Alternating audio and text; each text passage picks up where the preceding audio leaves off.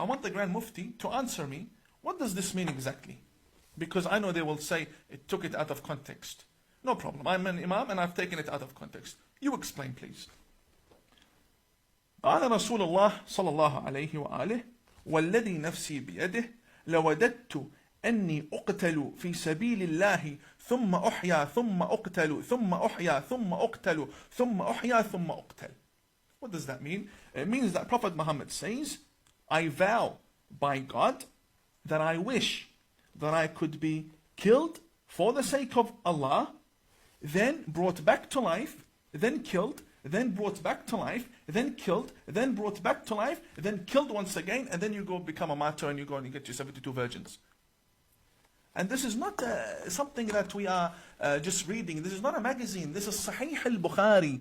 The authentic. Sahih means authentic. After intense filtration for 1,200 years, this is what we have now come with to form the religion of Islam. So when you see its non-stop attacks towards the West, you know why. Because they themselves wish to die, come back to life, to die again, come back to life, and die and come and non-stop. This love for death that they have, I don't know where it comes from. Do you know where it comes from? It comes from this book. When you wonder, what is the root for terrorism? This book. This here.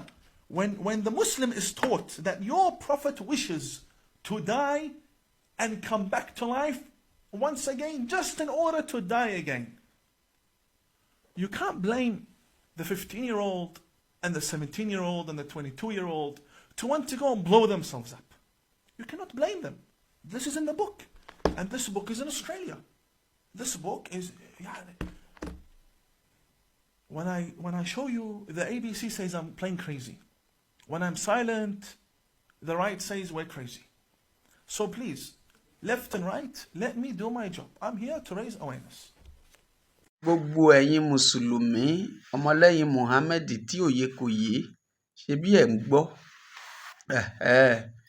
ká ní àwa ọmọlẹ́yìn Kristi ló sọ ń sìn ẹ̀ sọ wípé à ń ba ẹ̀sìn jẹ́ ni wọ́n kórìíra ìsìláàmù ni ọ̀tá ìsìláàmù ni wọ́n ọ̀tá Ọlọ́run ni wọ́n ọ̀tá òdodo ni wọ́n náà ṣe bí ẹ̀ ń gbọ́ lẹ́nu àwọn ṣèyíkì tó tún ju ṣèyíkì lọ tí wọ́n ń sọ òtítọ́ inú àwọn ìwé yín inú àlùkùránì inú hadith Sahih Bukhari ṣe bí ẹ̀ ń rí bí wọ́n ṣe ń tú àṣírí tó wà ń bẹ̀ tí a bá sọ wípé Islam ò ní nǹkan ṣe láyé èèyàn ó kàn wá láti establish jàgídíjàgan sínú ọkàn èèyàn ni ó kàn wá láti da àárín ẹbí rú ó kàn wá láti da àárín ilé rú torí Muhammad gan fúnra ẹ̀ kò rí ìlú ara ẹ̀ tò dípò bẹ́ẹ̀ wàhálà ló dá kalẹ̀ sí wọn àwọn ẹ̀ sọ wípé à ń ba ẹ̀sìn jẹ́ ni